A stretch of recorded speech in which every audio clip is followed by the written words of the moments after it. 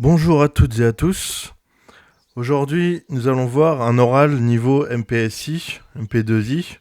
Tout d'abord, nous ferons un rappel sur comment montrer qu'une relation R dans un ensemble E est une relation d'ordre. Eh bien, tout simplement, il faut revenir à la définition. C'est-à-dire que il faut montrer que R est réflexive, c'est-à-dire que pour tout X appartenant à E, X est en relation avec X, donc X, Rx. R est antisymétrique, c'est-à-dire que pour tout couple XY de E, X en relation avec Y et Y en relation avec X implique que X égale à Y.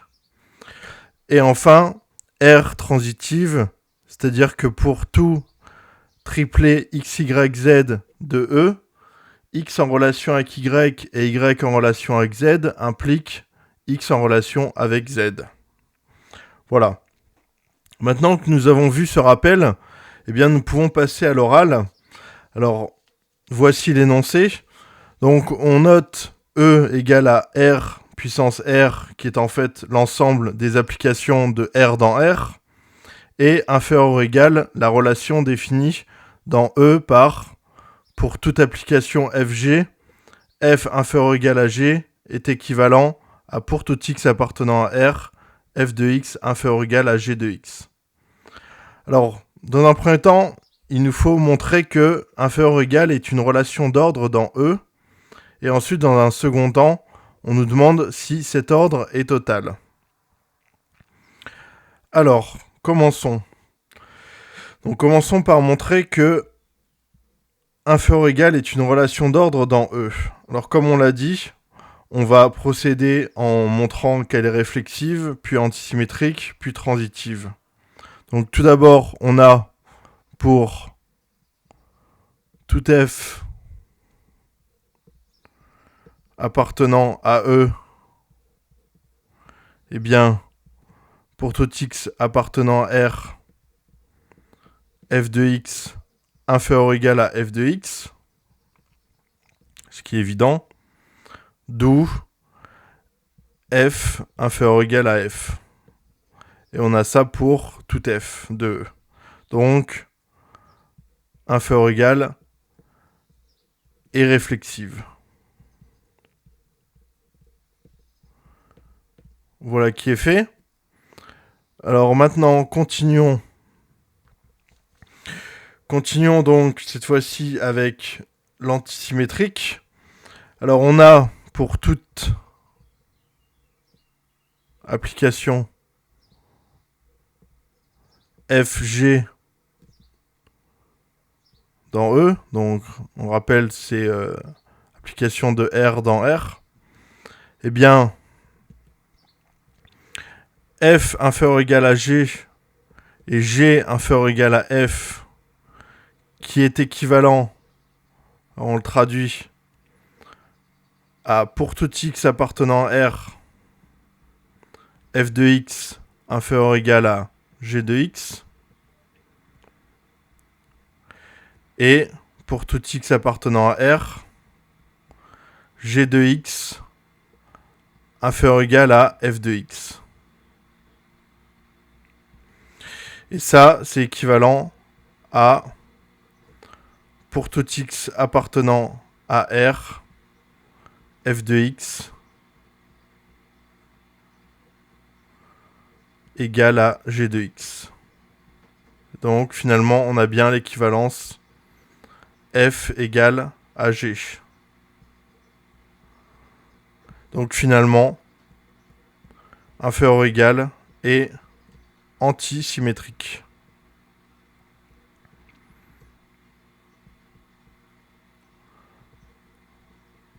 Voilà qui est fait. Alors montrons maintenant la transitivité. Alors on prend un triplet. Donc pour toute FG H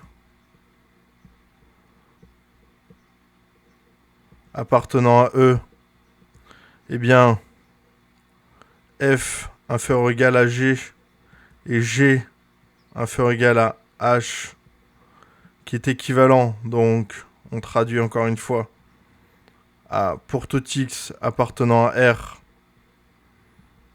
f de x inférieur ou égal à g de x, et pour tout x appartenant à R, g de x inférieur ou égal à h de x.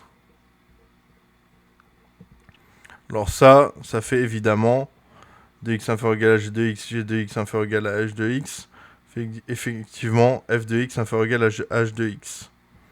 Donc équivalent à, pour tout x appartenant à R, f de x inférieur ou égal à h de x. Donc ce qui est équivalent à f inférieur ou égal à h. Donc on a bien la transitivité. Donc inférieur ou égal est transitive. Et donc on a bien montré que inférieur ou égal est une relation d'ordre dans E.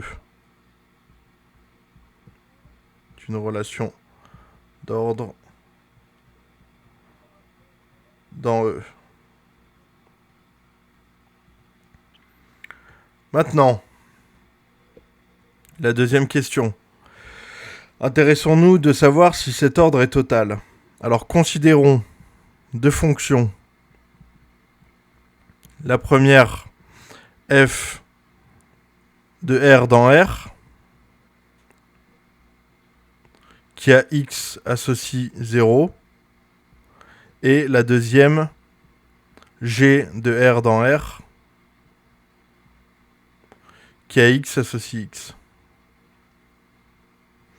Alors on a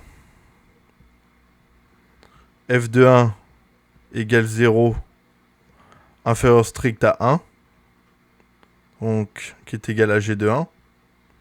Donc on n'a pas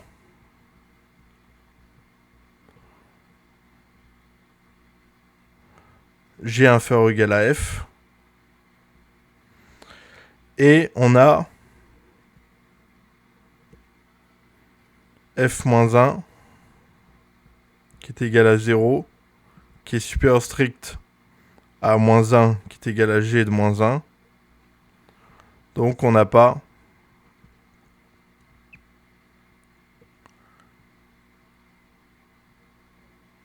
f inférieur ou égal à g. Donc finalement on en conclut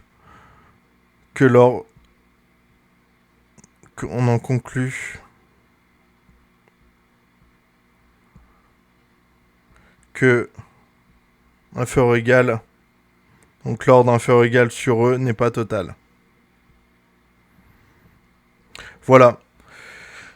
Ceci termine cette orale. J'espère que cette vidéo vous aura plu et qu'elle vous sera utile. Et moi je vous dis à bientôt pour plus de mathématiques.